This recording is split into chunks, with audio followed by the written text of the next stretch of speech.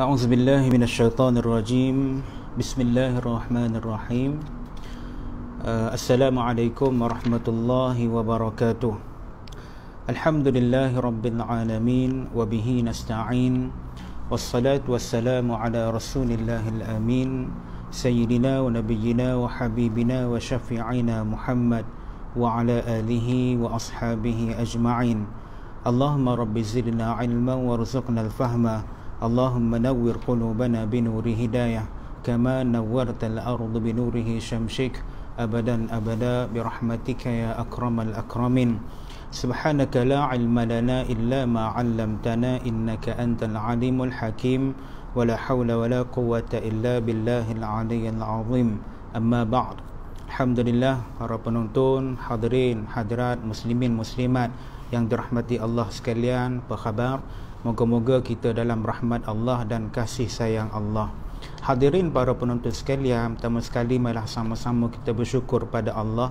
Allah masih lagi panjangkan umur kita, bagi kita rahmat dan nikmat, dapat lagi meneruskan kehidupan kita di atas muka bumi Allah Azza wa Jal ini, walaupun diuji dengan PKP ataupun COVID-19 dan sebagainya, kita terimalah dengan redha dan kita mengharapkan ada hikmah daripada Allah Azza wa Jal atas segala apa yang berlaku, insya-Allah. Hadirin para penonton yang dirahmati Allah Azza wa Jal.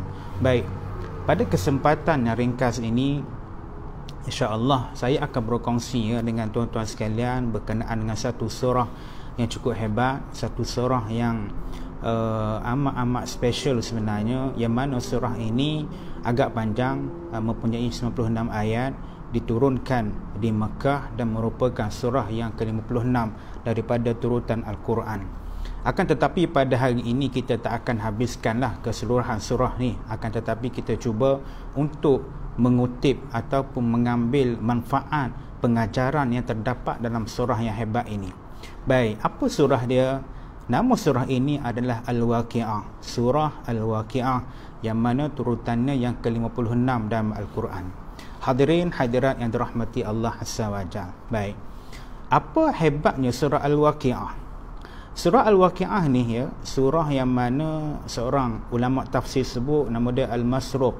Dia mengatakan barang sesiapa ataupun sesiapa yang ingin mengetahui berita orang-orang terdahulu, nak tahu kisah-kisah orang ataupun umat-umat terdahulu, dan juga cerita ataupun kisah ataupun berita akan umat-umat yang akan datang, dan bagaimana keadaan mereka di dalam syurga, bagaimana keadaan mereka dalam neraka, bacalah surah Al-Waqi'ah.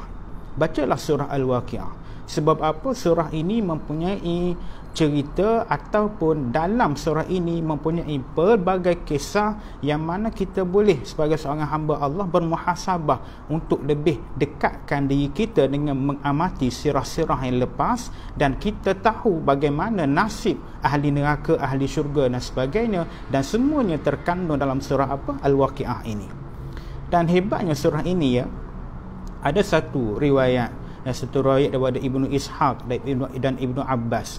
Satu hari Sayyidina Abu Bakar As-Siddiq, Sayyidina Abu Bakar, dia duduk berhadapan dengan Rasulullah sallallahu alaihi wasallam, duduk dengan Nabi. Lalu Sayyidina Abu Bakar radhiyallahu anhu terpandang kepada Nabi dan ternampak ada di rambut Nabi beberapa helai uban. Lalu Sayyidina Abu Bakar As-Siddiq pun tanya Nabi, "Ya Rasulullah, mengapa ataupun apakah yang menyebabkan kepadamu ditembuhi oleh uban, wahai Rasulullah?" Nabi kita yang mulia, hadirin sekalian, diriwayatkan ada mempunyai beberapa helai uban. Dikatakan ada mempunyai 20 helai uban di atas rambut di kepala baginda Nabi sallallahu alaihi wasallam. Lalu Sayyidina Abu Bakar tanya Nabi, "Ya Rasulullah, apakah yang menyebabkan di kepalamu ini ditumbuhi oleh uban?" Apa kata Nabi sallallahu alaihi wasallam? Nabi menjawab, "Kepalaku menjadi beruban, ditembuhi oleh uban kerana aku banyak membaca surah Hud, surah Al-Waqi'ah, surah Al-Mursalat, surah Amma Yatasa'alun, dan surah Idza Syamsu Kuwirat." Hadirin hadirat para penonton yang dirahmati Allah Azza wa Jalla. Hadis ini menunjukkan dia, kalau kita perhatikan surah-surah yang Nabi baca, yang Nabi kata yang menyebabkan kepala baginda beruban. Surah Hud, surah Waqiah, Idza Syamsu Kuwirat, Mursalat dan sebagainya. Surah ini semua berkaitan dan juga berbicara tentang hari kiamat. Nak ceritanya surah Waqiah ini hebatnya, dia mempunyai satu mesej yang amat besar sehingga Nabi SAW membaca, tadabbur dan sebagainya, menyebabkan kepala baginda Nabi SAW ditumbuhi oleh uban. Baik. Apa lagi kehebatan surah Al-Waqiah? Dalam satu riwayat Al-Hafiz Ibnu Asakir, hadirin sekalian, dan juga Abu Syuja', diriwayatkan satu hadis yang bercerita mengkisahkan tentang seorang sahabat nama dia Abdullah bin Mas'ud. Satu hari Abdullah bin Mas'ud ini diuji dengan apa? Diuji dengan kesakitan ataupun sakit. Lalu Abdullah bin Mas'ud ini, subhanallah, dia seorang sahabat yang panjang umur dia dan dia hidup sampailah zaman Khalifah Sayyidina Uthman bin Affan. Satu hari Abdullah bin Mas'ud sakit. Lalu perkhabaran tentang Sayyidina Abdullah bin Mas'ud ini diketahui oleh Khalifah, yakni Sayyidina Uthman. Lalu Sayyidina Uthman bin Affan pun ambil keputusan untuk ziarah Abdullah bin Mas'ud. Bila dia pergi ziarah Abdullah bin Mas'ud, lalu dia tanya, wahai Abdullah bin Mas'ud, apa masalah kamu? Apa yang kamu sedang hadapi sekarang ni? Apa jawab Abdullah bin Mas'ud? Dia kata, aku sedang menghadapi dosaku. Hadirin, Abdullah bin Mas'ud jawab, aku sedang menghadapi dosa-dosaku. Ini kehebatan para sahabat ya. Mereka bila sakit, mereka bermuhasabah. Oh, aku ni banyak dosa, wahai Allah, aku ni sakit. Sekarang ni kau nak hapuskan dosa-dosaku. Ini kualiti sahabat Nabi SAW. Diuji dengan sakit, mereka makin rapat dengan Allah. Lalu Sayyidina Uthman tanya Abdullah bin Mas'ud, apa yang kamu hadapi? Dia tak kata aku sakit. Dia tak kata aku demam, dia tak kata aku sakit urat dan sebagainya, dah. Tapi dia kata apa? Aku diuji dengan dosa-dosaku. Ini yang kita kena pegang, hadirin sekalian.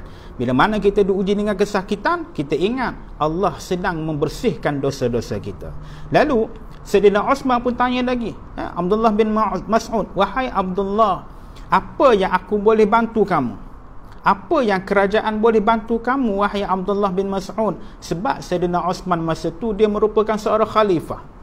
Hadirin, apa kata Abdullah bin Mas'ud? Dia kata apa? Aku tak memerlukan pertolongan kamu. Aku tak memerlukan pertolongan kamu kerana Allah akan tolong aku. Sayyidina Uthman bin Affan pun tanya lagi, wahai Abdullah bin Mas'ud, adakah kamu perlukan apa-apa bantuan kerajaan? Sekurang-kurangnya bantuan itu boleh menolong anak-anak kamu jika kamu ditakdirkan mati. Hadirin, apa kata Sayyidina Abdullah bin Mas'ud? Dia kata apa? Wahai Sayyidina Uthman, aku tak memerlukan bantuan kamu ataupun bantuan kerajaan. Kerana apa? Kerana aku telah mendengar bahawasanya Nabi SAW telah bersabda, man qara'a surat al-waqi'ah kulla laylatin lam tusibhu faqatun abada. Ibnu Mas'ud, Abdullah bin Mas'ud, dia jawab pada Sayyidina Uthman, wahai Sayyidina Uthman, aku tak nak apa-apa bantuan. Kamu tak usah nak bagi harta pada anak aku. Aku tak risaukan anak-anak aku miskin. Allah ada. Lagipun ada satu hadis yang aku pernah dengar Nabi sebut, man qara'a suratal waqi'ati kulla lailatin lam tusibhu faqatun abada. Apa makna dia, hadirin sekalian? Nabi sebut barang siapa yang membaca surah Al-Waqi'ah tiap-tiap malam, tidaklah dia akan ditimpa kemiskinan, kefakiran selama-lamanya, abada.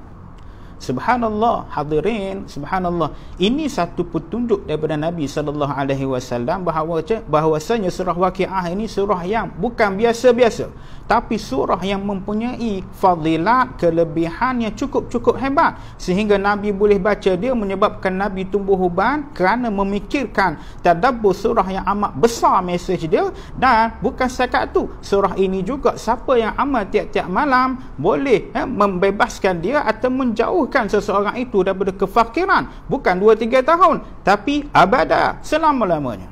Hadirin, Surah Al-Waqi'ah juga merupakan suratul ghina, surah yang dikatakan surah kekayaan. Surah kekayaan. Ramai orang tertanya-tanya, kenapa ya dikatakan surah Al-Waqi'ah ini merupakan surah kekayaan, sedangkan dalam surah Al-Waqi'ah tak disebut pun tentang amalan nak jadi kaya. Surah Waqi'ah nanti kita akan pergi pada setiap ayat ya. Daripada ayat pertama sampailah ayat ke-96, ayat yang terakhir tak disebutkan tentang nak jadi kaya kena buat begini, nak jadi kaya kena buat begini, tidak ada. Tapi semua tentang apa dia? Tentang apabila berlaku kiamat, tentang keadaan ahli syurga, tentang keadaan ahli neraka. Diceritakan tentang gambaran-gambaran kiamat dalam surah Al-Waqi'ah. So, apa kaitan dengan kekayaan? Hadirin hadirat yang dirahmati Allah Azza wa Jalla. Ulama tafsir, antaranya tafsir Jalalain ataupun tafsir Ibn Kathir ataupun Pak Hamka sendiri mentafsirkan, dia kata apa? Dia kata sebenarnya surah Al-Waqi'ah ini satu petunjuk yang Allah nak bagi tahu kita. Satu petunjuk yang Allah nak ingatkan pada kita sebagai seorang hamba bahawasanya dalam surah Al-Waqi'ah itu berkaitan dengan akhirat, berkaitan dengan syurga neraka, berkaitan dengan amalan-amalan yang saleh, balasannya di syurga, balasannya di neraka dan sebagainya. Dan Nabi pula kata surah Waqi'ah ini adalah surah kekayaan. Kaitannya apa? Ulama sebut kaitannya adalah apabila seseorang nak jadi kaya. Apabila seseorang nak jadi kaya, dia kena banyak ingat kepada akhirat. Apabila seseorang nak jadi kaya, dia kena rapat dengan Allah. Apabila seseorang nak jadi kaya, dia kena ingat di depan dia ada syurga dan neraka. Lalu dia kena lapik segala akhlak dia, aktiviti harian dia, bagaimana kehidupan dia, lapik dengan akhirat. Ini kehebatan surah Al-Waqi'ah. Sebab tu hadirin sekalian, seseorang yang jadikan surah Waqi'ah ini sebagai wirid dia, ataupun hari-hari dia mesti baca surah Al-Waqi'ah, mesti baca surah Al-Waqi'ah, lantas dia bukan setakat baca, dia tengok makna dan dia muhasabah diri dia, dia ini akan jadi seorang yang amat bersyukur kepada Allah Azza wa Jalla. Allah uji mereka ini dengan kekayaan, harta dia, subhanallah, dia infakkan pada orang memerlukan, dia tak kedekut. Sebab apa? Dia menganggap harta itu daripada Allah. Allah uji dia dengan kemiskinan, dia bersyukur pada Allah. Sekurang-kurangnya ada lagi orang lebih miskin daripada dia. Ini jiwa mereka yang tadabbur, yang mana ada akhirat dalam hati dia. Dunia hanya letak di tangan, tapi di akhirat diletak dalam hati dia. Hadirin hadirat dirahmati Allah. Baik, kita pergi pada surah Al-Waqi'ah. InsyaAllah masih ada masa lagi. InsyaAllah kita akan pergi ke beberapa ayat. InsyaAllah moga-moga ada manfaat. Baik, kita baca sedikit ya. A'udzu billahi minasyaitonir rajim. Bismillahirrahmanirrahim. Idza waqa'atil waqi'ah. Apabila telah terjadi peristiwa besar. Laisa liwaqa'atiha kadhibah. Tidaklah akan terjadinya itu dapat didustakan. Khafidatur rafi'ah. Direndahkannya dan ditinggikannya. Illa idza rujjatil ardu rajja. Apabila bumi digoncangkan dengan sebenar-benar goncangan. Wa bussatil jibalu bassa. Dan gunung-gunung dihancurkan sebenar-benar hancur. Fakanat haba'an munbatha. Dan pada masa itu maka jadilah dia debu yang bertaburan.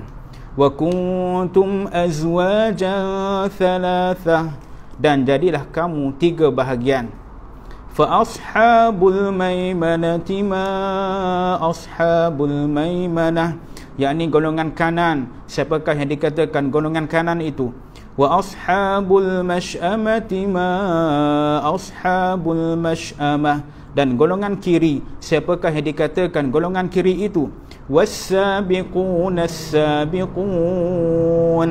Dan orang-orang yang paling dahulu, ulaikal muqarrabun. Itulah orang-orang yang paling dekat. Fi jannatin na'im. Di dalam syurga yang penuh kesenangan. Kita berhenti pada ayat yang ke-12. Hadirin sekalian, ayat yang pertama, ya subhanallah, Allah cerita dalam surah Al-Waqi'ah ini. Apa kata Allah? Idza waqa'atil waqi'ah.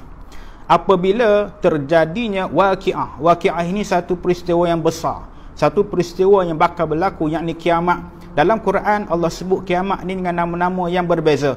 Ada kalanya Allah sebut al-qiyamah, ada kalanya Allah sebut apa, al-zalzalah, ada kalanya Allah sebut apa, al-haqqah. Itu semua nama-nama kiamat yang menunjukkan akan berlakunya satu hari yang amat besar, peristiwa yang amat dahsyat, nama dia kiamat. Laisa liwaqa'atiha kadhibah. Ayat yang kedua, Allah sebut tidaklah akan terjadi peristiwa itu didustakan. Tak ada siapa yang boleh kata kiamat ni tak akan berlaku. Tak ada siapa. Sebab apa? Kiamat ni hadirin sekalian merupakan salah satu rukun iman. Kita belajar rukun iman. Apa dia yang pertama? Percaya kepada Allah, percaya kepada malaikat, percaya kepada kitab, percaya kepada rasul, percaya kepada hari kiamat, percaya kepada qada dan juga qada. Percaya kepada hari kiamat merupakan keimanan yang wajib kita percaya. Apa sahaja yang berlaku, kita kena percaya satu hari bumi ini akan hancur. Kita kena percaya satu hari kita sendiri akan hancur. Kita kena percaya dan yakin satu hari keadaan kita akan dibangkitkan, di mana pada hari tersebut nama dia hari kiamat. Dan kalau ada orang kata kiamat tak akan berlaku, dia sebenarnya sesat, hadirin sekalian. Sebab apa? Bumi ini adalah benda baru. Kalau kita fikir secara waras, bumi ini benda baru. Adanya bumi sebab Allah menciptakan bumi, dan sifat benda baru akan habis, akan hancur. Umpamanya kita buat apa, kita buat kuih. Buat kuih apa? Buat kuih karipak. Kuih karipak kita buat tu, kuih karipak masa hari kita buat, selepas 10 minit kita buat, dia masih baru, masih fresh. Lalu kita tinggal ke kuih karipap itu satu hari, apa berlaku? Kuih karipap itu akan kering dan sebagainya. Selepas 2 hari mungkin dia akan jadi hancur. Selepas 3 hari tak ada dah nampak karipap, nampak benda lain. Sebab apa? Setiap benda baru ada jangka hayat dia. Begitu dengan bumi yang kita duduk sekarang ni. Bumi ini ada jangka hayat dia. Sampai waktu, sampai ketika bumi akan makin tua, bumi akan makin penat, bumi ini akan berubah. Cuacanya berubah, makin cepat masa berlalu dan sebagainya. Musim buah pun dah bertukar. Selalunya bulan 12 musim banjir sebagai contoh. Sekarang ni bulan 3 musim banjir, buah pun bertukar. Sebab apa? Bumi kita dah makin penat, makin tua. Dan akan sampai satu ketika bumi ini akan digoncang, dan pada masa itu akan berlaku satu hari nama dia kiamat. Tak ada siapa yang boleh dustakan. Khafidatur rafi'ah. Allah sambung pada ayat yang ketiga, pada masa berlaku kiamat itu ada benda yang direndahkan dan ada benda yang ditinggikan. Ulama tafsir bila tafsirkan ayat ini ada 2 tafsiran. Yang pertama, ada benda yang direndahkan, ada benda yang ditinggikan. Ia berkaitan dengan keadaan bumi ataupun dunia. Ada benda yang ditinggikan. Kita semua, bila mana kita berlaku kiamat, takdir kita mati, kita semua berada dalam perut bumi. Berlakunya kiamat, kita semua akan bu'thir, akan dibangkitkan daripada perut bumi. Semua akan dibangkitkan. Yang duduk bawah akan dibangkitkan, rafi'ah, dan juga yang duduk atas akan diturunkan ke bawah. Yang duduk atas, apa dia? Mataharinya baik, bulannya baik, langitnya baik. Iza syamsu kuwirat, Iza syamsu kuwirat, wa idhan nujumu kadarat, wa idhal jibalu suyirat, kata Allah Azza wa Jalla. Bila berlaku kiamat, matahari di atas langit sana akan hilang cahaya dia. Tak ada cahaya. Gelap gelita. Matahari akan jatuh ke atas muka bumi. Wa idhan nujumu kadarat. Bukan setakat tu, bintang-bintang di langit tu ada jutaan bintang, macam-macam nama bintang, besar-besar semua, hadirin sekalian. Bayangkan dia akan gugur di muka bumi umpama air hujan yang turun. Bintang-bintang. Wa idzal jibalu suyirat, dan juga langit ataupun jibal ni bukit bukau, gunung gadang, bukit bukau, gunung gadang dan sebagainya akan terbang ke langit menjadi debu. Sebab tu dalam ayat yang kelima apa kata Allah Azza wa Jalla? Ayat yang keempat, idza rujjatil ardu rajja wa bussatil jibalu bassa. Pada masa tu dalam keadaan huru-hara dan sebagainya, Allah Azza wa Jalla rujjatil ardu rajja, akan goncang bumi dengan sehebat goncangan. Baik. Itu tafsir yang pertama tadi, keadaan bumi yang hiruk pikuk, yang di bawah berada di atas, yang di atas turun ke bawah. Tafsir kedua ulama kata keadaan manusia. Manusia di muka bumi, dia hebat dengan kuasa dia. Mungkin ada yang berbangga dengan power dia, dengan pangkat dan sebagainya. Mungkin ada yang berbangga dengan kekayaan dia dan sebagainya. Dan mungkin ada orang miskin yang hina, yang dihina, yang dicerca dan sebagainya. Saat berlaku kiamat, mungkin orang yang kaya berbangga tadi, dia akan jadi sehina-hina hamba di sisi Allah. Dan mungkin juga orang yang kaya tadi, yang dihina, orang miskin yang dihina tadi, menjadi insan yang semulia-mulia di sisi Allah. Mungkin juga orang kaya tadi yang mulia, yang rasa dimulia ataupun dimuliakan oleh Allah, akan jadi lebih mulia. Dan mungkin juga yang miskin tadi, yang hina di dunia, akan jadi lebih hina. Semuanya akan terbalik, hadirin sekalian. Sebab apa? Itu kehebatan kiamat. Subhanallah. Allah sambung, idza rujjatil ardu rajja wa bussatil jibalu bassa. Kiamat juga Allah Azza wa Jalla akan goncang bumi. Goncang bagaimana? Goncang ibarat satu gelas air, ya. Dalam gelas ada air. Air tu kita ambil, kita goncang. Kita goncang air tu, hadirin sekalian. Apa berlaku pada air? Air akan berkocak. Air akan mungkin tertumpah keluar dan sebagainya. Sebab apa? Digoncang. Dan bayangkan kalau ada kita dalam gelas tu. Saat digoncang air tu, hadirin sekalian, bayangkan ada manusia di atas, di dalam tu. Apa keadaan kita? إذا زلزلت الأرض زلزالها وأخرجت الأرض أثقالها وقال الإنسان ما لها. Allah sebut dalam surah Al-Zalzalah, bila mana keadaan dunia bumi digoncang, kata Allah, wa akhrajatil ardu athqalaha. Benda ataupun semua benda dalam perut bumi akan keluar. Semua benda akan dibangkitkan. Yang duduk dalam perut bumi yang tak pernah kita terlintas, berlaku kiamat, semua akan naik ke atas. Masa tu, wa akhrajatil ardu athqalaha wa qala al insanu ma laha. Pada masa tu manusia saat digoncang di atas muka bumi, semua manusia pada masa tu akan kata apa? Malaha. Apa berlaku ni? Hadirin, kita mungkin jarang diuji dengan gempa bumi, ya. Tapi kalau kita pergi ke negara-negara yang diuji dengan gempa bumi, kita akan tahu betapa hebatnya keadaan mereka, betapa takutnya keadaan mereka, betapa kelam kabutnya keadaan mereka. Sebab apa? Mereka hanya ingat akan kematian. Bumi bergoncang, anak kena yang mungkin dia tengah dukung, bila berlaku gempa bumi akan terlepas daripada dukungan. Kemana mungkin 2 kilometer tergolek dan sebagainya. Dia entah ke mana, rumah hancur dan sebagainya. Bayangkan bila berlaku kiamat, bukan setengah tempat yang kena, semua bumi ni kena. Bukit bukau menjadi haba'am mumbatha. Allah sebut, ya, wa bussatil jibalu bassa fakanat haba'am mumbatha, pada ayat yang kelima dan keenam. Allah kata bila bumi itu digoncang, bukit bukau akan dihancurkan. Hancur ni bukan sebenar-benar semata-mata hancur, tapi hancur sehancur-hancurnya menyebabkan apa? Fakanat haba'am mumbatha. Bukit bukau ini menjadi debu yang berterbangan. Allahumma salli ala sayyidina Muhammad wa ala ali Muhammad. Hadirin, bukit bukau, subhanallah, akan menjadi debu yang berterbangan. Sebab tu, hadirin sekalian, kalau kita ingat peristiwa tsunami, peristiwa tsunami, kita tengok ataupun kita pernah pergi ke Aceh, tempat tsunami. Saya pernah pergi ke Aceh, ya, hadirin sekalian. Kita tengok kesekerasan tsunami, kita tak terfikir oleh akal kita bagaimana boleh berlaku begitu. Rumah ataupun bangunan-bangunan yang tinggi dan sebagainya, bila mana Allah nak bagi ingatan, Allah nak bagi pengajaran, Allah nak bagi satu ancaman untuk kita rapat kembali pada Dia, Allah bagi dalam keadaan kita tak pernah terfikir. Kita tak pernah terfikir. Macam COVID-19 ni pun kita tak pernah terfikir, hadirin sekalian. Siapa sangka kita dah tak boleh salam, siapa sangka kita dah apalagi tak boleh solat di masjid. Siapa sangka, ya, kita sekarang ni kena pakai mask. Siapa sangka, hadirin sekalian, kita tak pernah terjangka benda-benda begini. Kita tak pernah terjangka yang anak-anak tak boleh pergi sekolah, kena mengaji dekat rumah dengan laptop, dengan handphone dan sebagainya. Tak pernah terfikir dalam kepala kita. Kita tak pernah terfikir, hadirin sekalian, nak menikah pun tak boleh di masjid, kena menikah tempat lain, ada tempat-tempat khas. Nak ceritanya, banyak ingatan ataupun ujian yang Allah bagi pada kita untuk kita berfikir.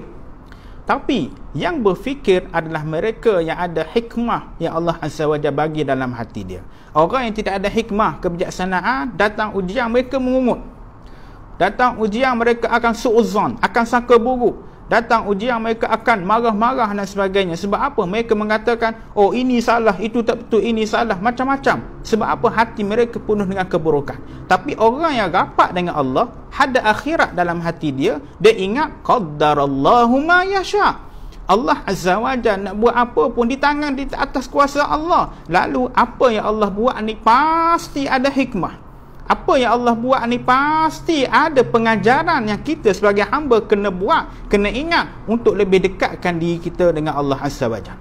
Sebab tu hadirin sekalian, masa PKP ni apa kata? Hafaz surah Waqiah. Hafaz surah Waqiah, baca setiap hari surah Waqiah. Dan pengalaman saya jumpa dengan orang alim ulama dan sebagainya, ya, antara pesanan-pesanan mereka masa saya belajar dulu pun, kita belajar dulu bukan kaya, saya belajar dulu hadirin sekalian, keluarga bagi RM200 sebulan. Belajar kat mana? Dekat Syria, negara orang. Tapi alhamdulillah cukup makan. Bila kita jumpa dengan para ulama dan sebagainya, mereka buat apa? Mereka akan bagi pesanan pada kita, muamalah surah Waqiah, muamalah zikir dan sebagainya. Bifadlillah Azza wa Jal, hidup kita tak pernah berlapar. Ada saja bantuan daripada Allah Azza wa Jal, walaupun ketika diuji dan sebagainya. Sebab apa? Orang yang tadabbur akhirat, orang yang tadabbur keimanan, orang yang tadabbur akan syurga neraka, akan ada kiamat dan sebagainya, mereka ini bukan setakat kaya harta, tapi yang paling penting jiwa mereka kaya. Seorang yang kaya jiwa hadirin sekalian, mereka akan lebih tenang. Diuji, mereka akan hadapi dengan ketenangan. Bila mereka diberi kesenangan, mereka syukur berkongsi dengan kesenangan yang mereka ada. Ini tanda siapa? Tanda mereka yang kaya jiwa dari sisi Allah Azza wa Jalla. Baik, bukit bukau akan dihancurkan menjadi debu. Apa lagi kata Allah Azza wa Jalla? Fakanat haba'an mumbatha wa kuntum azwajan thalatha. Pada saat itu manusia akan dibahagikan kepada 3 golongan. Manusia akan dibagikan kepada 3 golongan. Siapa? Fa ashabul maimanati ma ashabul maimanah. Golongan kanan. Siapakah yang dikatakan golongan kanan? Yang kedua, wa ashabul mash'amati ma ashabul mash'amah. Golongan kiri. Siapakah yang dikatakan golongan kiri? Was-sabiquna as-sabiqun. Dan juga yang ketiga, orang-orang yang paling dahulu, yang terdahulu daripada kamu, yang paling dahulu. Ulaikal muqarrabun. Semua mereka ini adalah orang yang paling-paling dekat dengan Allah, fi jannatin na'im. Dan mereka ini akan dimasukkan ke dalam syurga Allah Azza wa Jalla. Baik, golongan yang pertama kata Allah, fa ashabul maimanah. Fa ashabul maimanati ma ashabul maimanah. Golongan kanan. Siapakah golongan kanan ini? Golongan kanan adalah golongan yang bakal menerima suratan amalnya dengan tangan kanan. Hadirin hadirat yang dirahmati Allah Azza wa Jalla. Di akhirat nanti kita akan menempuhi mizan, hari timbangan, dan kita akan dihisap oleh Allah Azza wa Jalla. Apa sahaja yang kita buat ya di atas muka bumi ni, Allah akan hisap. Allah akan cek, Allah ada rekod dia hadirin sekalian. Thumma la tus'alunna yawma idzin 'anil na'im. Allah sebut pada hari akhirat nanti akan ditanya satu persatu akan nikmat yang diberikan pada kita. Baik nikmat tu sekecil-kecil nikmat, selipar yang kita pakai tu akan ditanya oleh Allah Azza wa Jalla. Nikmat selipar contoh. Ataupun sebesar-besar nikmat, baik harta kita, baik umur kita, baik anak-anak kita dan sebagainya, semua Allah akan cek, akan tanya satu persatu di akhirat nanti. Dan pada saat itu kita akan berjumpa dengan Allah Azza wa Jalla. Berjumpa dengan Allah, pendek cerita, sama ada kita akan diberikan buku amalan kita dengan tangan kanan, ataupun kita diberikan buku amalan kita dengan tangan kiri. Golongan yang pertama kata Allah Azza wa Jalla, yang mana ada saat berlaku kiamat, mereka ini akan diberikan buku amalan dengan tangan kanan. Siapakah mereka? Baik, perincian mereka ini ada beberapa golongan hadirin sekalian. Ada beberapa golongan. Tapi saya rasa kalau nak sambung pada hari ini, pada saat ini tak sempat sebab masa pun dah dekat dengan waktu Jumaat. Jadi insya-Allah kita akan sambung insya-Allah kalau ada masa pada hari lain ataupun waktu lain, dan insya-Allah pada mungkin kita akan sambung jika dibenarkan balik berkuliah di masjid, kita akan sambung tafsir surah Al-Waqi'ah ini di Masjid Bangsa, insya-Allah. Baik, secara umumnya siapakah golongan kanan ini? Golongan kanan ini adalah golongan yang pemurah. Golongan yang pemurah, golongan yang suka infak, golongan yang hidup dia tidak merasakan dia ni ataupun dia ini seorang hamba kepada dunia, tidak, tapi dia benar-benar hamba Allah Azza wa Jalla. Dia tidak merasakan dia ini hamba kepada harta, dia tidak merasakan dia ini hamba kepada kekayaan, dia bukan hamba kepada kerja dia, tapi dia benar-benar hamba kepada Allah. Lantas apa yang dia dapat, dia akan kongsi ataupun sharing dengan orang lain, dan kesimpulan dia merupakan seorang yang pemurah. Dalil dia Allah sebut dalam surah Al-Balad. Baik, tuan-tuan boleh balik surah Al-Balad, nanti akan nampak siapa golongan Ashabul Maimanah. Hadirin hadirat yang dirahmati Allah Azza wa Jalla, insya-Allah moga-moga ada manfaat atas perkongsian pada hari ini, insya-Allah. Dan bacalah surah Al-Waqi'ah. Bacalah surah Al-Waqi'ah. Pasti, bukan saya kata, bukan ulama kata, tapi Nabi kata. Nabi kata, hadirin sekalian, Nabi, kita kena percaya dan yakin pada Rasulullah sallallahu alaihi wasallam. Siapa yang baca surah Waqi'ah tak akan ditimpa kefakiran dalam hidup dia abadan, selama-lamanya. Moga-moga Allah Azza wa Jalla kuatkan iman kita, jadikan kita hamba yang bertakwa, rapatkan kita dengan Allah, dan yang paling penting, Allah ingatkan kita untuk kita ingat pada dia. Allahumma a'inni ala dhikrika wa syukrika wa husni ibadatik. Banyakkan baca doa ini. Wahai Allah, a'inni, tolong aku wahai Allah, ala dhikrika, untuk sentiasa ingat padamu wahai Allah, wa syukrika, untuk sentiasa bersyukur padamu wahai Allah, wa husni ibadatik, dan memperelokkan ibadahku padamu wahai Allah. Minta dengan Allah, insya-Allah hadirin sekalian, kita akan tergolong dalam golongan hamba yang sentiasa dalam muraqabah Allah. Ihfazillah yahfazka. Kita jaga hak kita dengan Allah, pasti Allah akan jaga kita. Moga-moga kita selamat daripada sebarang badai, bencana, wabak dan sebagainya. Aku liqali hadza wa astaghfirullahal azim li wa lakum. Assalamualaikum warahmatullahi wabarakatuh.